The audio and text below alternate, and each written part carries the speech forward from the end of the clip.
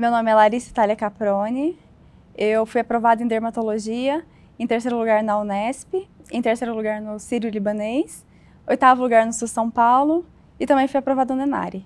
Eu fiz faculdade de medicina na Universidade 9 de Julho, no campus da Vergueiro, em São Paulo. Eu escolhi ser médica porque na minha família a medicina sempre foi vista como muito bem vista. Meu pai sempre teve muita admiração por médicos, ele sempre falava isso para mim desde quando eu era muito criança. E aí foi crescendo esse desejo em mim, querer ser médica e ajudar outras pessoas. E dentro das profissões que eu gostava, do mundo de biológica, que foi o mundo que mais me chamou a atenção durante o ensino médio, eu escolhi fazer medicina. Foi bem difícil, foi uma quebra totalmente de jeito de estudar. Eu estava acostumada com aquele ritmo muito frenético para o vestibular. Quando eu entrei na faculdade, era um ambiente que eu tinha mais tempo para estudar, porém eu não sabia como fazer isso de um jeito que eu conseguisse ir bem nas provas, entender o que estava acontecendo, porque era um mundo novo. Então eu tive muita dificuldade de entrar, de estudar do modo certo, e eu comecei estudando muitos livros e isso me desgastava muito em relação ao tempo, com linguagens extremamente difíceis de entender. E Marx, Guyton, tudo isso para mim era uma novidade e com uma linguagem que eu não estava acostumada. Então eu tive muita dificuldade no começo da faculdade, principalmente no ciclo básico. Se eu tivesse um embasamento com questão e com a parte clínica durante o ciclo básico, com certeza teria me ajudado muito. Principalmente a entender o porquê que eu estou estudando aquela matéria, o que aquilo vai influenciar do ciclo básico para frente, porque no ciclo básico você vê muitas coisas que não parece que tem ligação com a prática clínica. Isso seria muito interessante. Não, eu tive dúvidas. Eu achava que a medicina era basicamente clínica médica para mim. Eu achava que era isso. E eu fui muito com esse pensamento para a faculdade, que médico é aquele que está com esteto no pescoço e andando no hospital. Mas aí eu fui vendo como que era o dia a dia da clínica médica, quando eu passei no internato principalmente, que eu tive mais acesso a como que é o cotidiano do médico, como que são as visitas, a demanda que é muito grande pela clínica médica. E aí eu vi que é um mundo realmente fascinante, mas que eu não me enquadrava nisso. E aí eu comecei a ver a dermatologia e me chamou a atenção, muita atenção, principalmente quando eu conseguia olhar uma lesão e já saber de cara o que aquela lesão era. E sem precisar de nada, só um exame físico bem detalhado, um exame dermatológico. Isso foi a primeira coisa que me chamou muita atenção na dermato. As doenças mesmo. E aí eu comecei a gostar muito desse mundo. Isso foi no internato. E eu me apaixonei pela dermatologia. Tive uma grande inspiração na faculdade. Um professor muito, muito excelente, Dr. Maurício. E aí eu me apaixonei pela dermato. Um professor que me inspirava da faculdade, Dr. Maurício, ele é um senhor já de uns 70, 80 anos. A prática dele, claro, ele tem muito conhecimento, ele é um livro ambulante, mas o jeito com que ele lidava com os pacientes, o carinho com que ele lidava, apesar da idade dele estar trabalhando ativamente, foi o que mais me chamou a atenção. Ele sempre arrumadinho, com o terninho dele. Eu achava ele muito, muito, muito, muito, muito caridoso com os pacientes e isso me chamou muita atenção.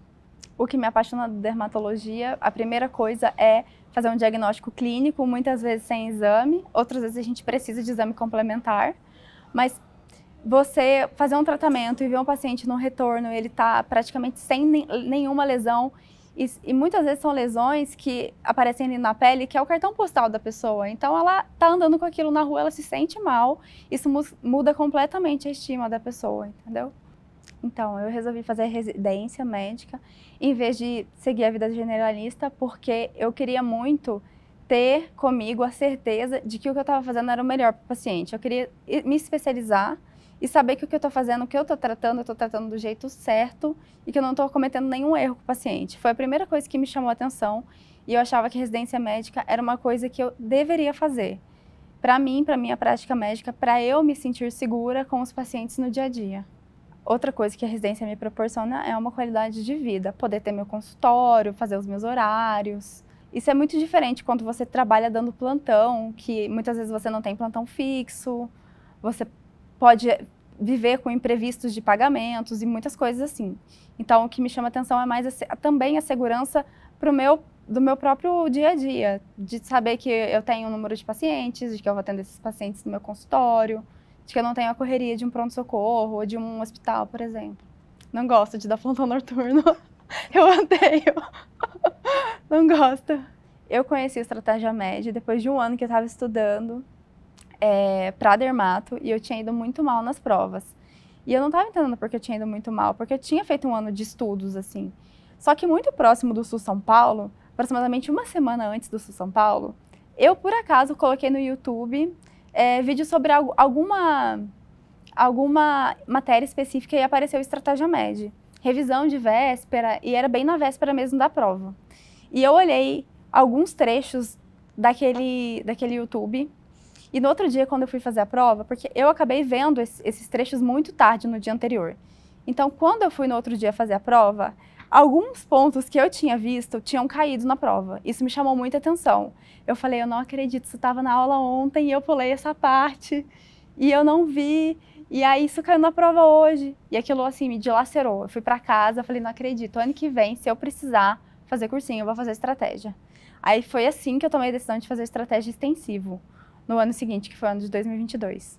Para o meu aprendizado, usando o estratégia extensivo, o que eu vi de melhor vantagem e o jeito que eu conseguiria lidar melhor com aquele estudo naquele ano foi por videoaula. Então, eu acabava selecionando as aulas que eu tinha mais facilidade, primeiro, para começar meu dia. Por exemplo, GO. GO é uma matéria que eu gosto de estudar. Então, eu começava por ela e terminava por cirurgia geral, que era uma matéria que eu não gostava de estudar. Através dessas aulas, eu fazia as questões que já estavam programadas lá no site e eu fazia como se fosse uma revisão daquela aula através das questões e aprendia bastante com as questões. E foi assim que eu comecei a fazer o extensivo. Então, eu acessava os vídeos e as questões através do meu notebook mesmo. E de vez em quando eu estava no plantão e eu tinha um momento de descanso, eu também acessava pelo smartphone. Fazia muita diferença ter um acesso no celular, porque quando eu tinha um tempinho, eu já parava ali para assistir uma aula ou olhar algum dos recursos que estavam disponíveis no aplicativo. Muitas vezes, pelo trânsito de São Paulo, eu colocava o podcast, eu ia ouvindo no trânsito até o plantão. Então, na qualidade do banco de questões, o que mais me chamou a atenção foi ter disponível, na grande maioria das questões, um vídeo explicando o porquê aquela alternativa estava errada e porquê aquela alternativa estava certa. Como eu gosto muito mais de vídeo, isso me deu uma facilidade imensa em fazer muitas e muitas questões e aprender através das questões. Sim, eu tive uma professora que me inspirou muito, que foi a doutora Renata Paiva, porque eu tinha um déficit muito importante em cirurgia e ela me ajudou muito a superar esse déficit e conseguir ir bem nas provas. Os filtros eram úteis, eu utilizava eles selecionando o filtro que eu queria de acordo com a instituição que eu ia prestar. Então, por exemplo, a Unesp, eu selecionei todos os anos de provas da Unesp, os últimos 10 anos, eu acho, e fiz todas as provas. Então, eu tinha uma facilidade em encontrar ali no banco de questões as questões dos últimos 10 anos da Unesp. Isso foi com certeza diferencial, porque eu conseguia fazer em qualquer local, então às vezes eu usava o aplicativo, às vezes eu usava o notebook, às vezes eu estava na fila do banco, eu ia lá e já estava fazendo questão. Todo perrengue era um momento para resolver questão. Eu tive dias ruins, porque eu fiz provas em que eu não fui tão bem quanto eu queria. Então, nesses momentos em que foi bem difícil, porque é muito desgaste físico e emocional, a minha mãe foi a pessoa que mais me deu apoio nisso tudo. E eu tive apoio das minhas amigas também, elas me ajudaram bastante, acalmaram meu coração. Porque você está no caminho certo, você está estudando, você tem que ter a consciência de que você tá no caminho certo, você está dando o seu melhor. Pode ser que o seu melhor não seja suficiente naquele momento, pode ser. Mas tem que levantar e ir para frente, em busca do seu objetivo. Nossa, eu acho que o meu superpoder, nessa área que eu escolhi, principalmente da resiliência. De ficar tentando, de saber que cada dia você vai ter que estudar mais e mais, você vai perder eventos da sua família, dos seus amigos. Tem que ter um suporte emocional muito importante. Para quem foi reprovado esse ano, é um momento muito difícil. Vai precisar do seu tempo para digerir tudo, mas eu acho que muitas vezes isso acontece por algum motivo, ou pode ser que você esteja preparado naquele momento. Só que o dia não estava bom, amanheceu chuvoso, você não estava com humor bom, você errou coisa que você sabia. Não fica se culpando por isso, acontece com todo mundo, aconteceu comigo, acontece com todas as pessoas que são aprovadas e tá tudo bem. O importante é você seguir em frente, saber que tá tudo bem, que é normal isso acontecer. Eu acho que para quem está começando a se preparar agora e entrando no internato é muito importante. Primeira coisa, escolher uma área que é a área que te agrada, que você acha que você vai se dar melhor e principalmente entender e alinhar sua expectativa com as realidades. Existem áreas que são mais fáceis de entrar, existem áreas que são mais difíceis de entrar. E saber que tá tudo bem se você demorar um tempo a mais para entrar. Eu demorei um pouco também, então tá tudo certo. Nossa, quando eu vi o meu nome na lista de aprovados, eu não estava acreditando. Eu olhei e falei, não é possível, eu atualizei o site, deixa eu ver se eu não estou vendo errado.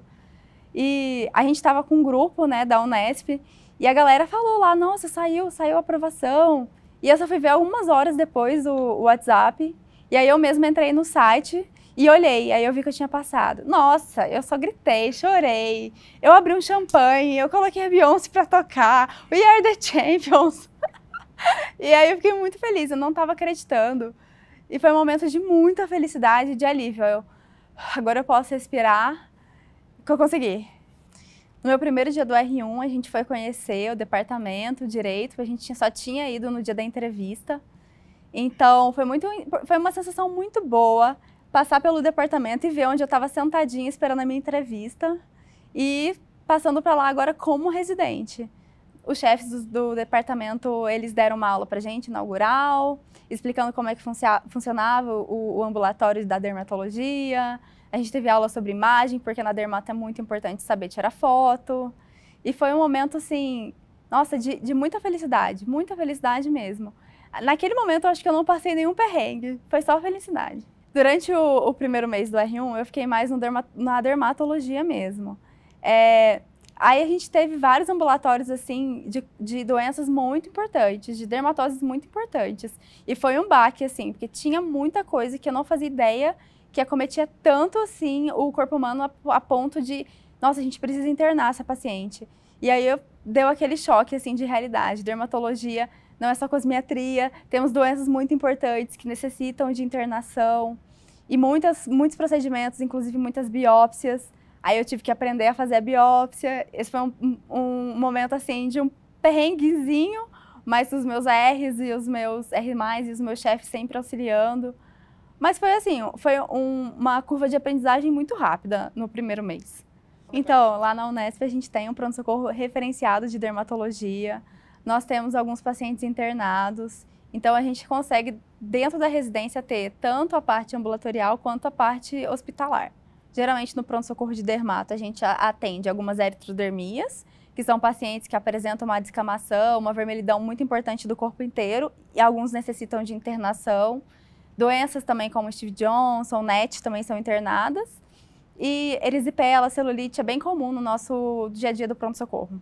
Agora, o meu sonho é conseguir passar na prova de título, ser uma boa especialista. Então, já estou aí fazendo estratégia TED junto com estratégia MED. Não deixei de ser coruja e está me ajudando bastante a entender os artigos dos anais brasileiros, tem uma linguagem mais acessível. Eu acho bastante importante fazer, assim, e já pensar no futuro bem próximo, né? Se eu fosse definir o estratégia média em uma palavra, seria acerto. Porque o estratégia acertou bastante nas questões das provas que eu fiz, porque a engenharia reversa realmente funciona muito bem. E para mim é um dos melhores métodos que tem.